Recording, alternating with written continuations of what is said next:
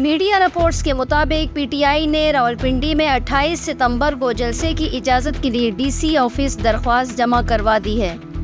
28 सितंबर को पीटीआई रावलपिंडी, लियाकताबाद ने या भाटा चौक पे जलसे की इजाज़त चाहती है और इस हवाले से डिप्टी कमिश्नर ऑफिस को एक दरख्वास्त दी गई है। डिप्टी कमिश्नर ऑफिस की जानिब से दरख्वास्त वसूल कर ली गई है। इस दरख्वास्त में मौक़िफ़ इख्तियार किया गया है कि 28 सितंबर को लियाकत बाग या भाटा चौक पे जलसे की इजाज़त दी जाए। पीटीआई मुल्क की सबसे बड़ी जमात है और नज़्म व ज़ब्त पर यकीन रखती है। इस दरख्वास्त में ये मौक़िफ़ भी इख्तियार किया गया है कि हमारी क़यादत सियासी सरगर्मियों का आईनी हक रखती है। पीटीआई को सियासी सरगर्मियों की इजाज़त दी जाए और जलसे की इजाज़त दी जाए।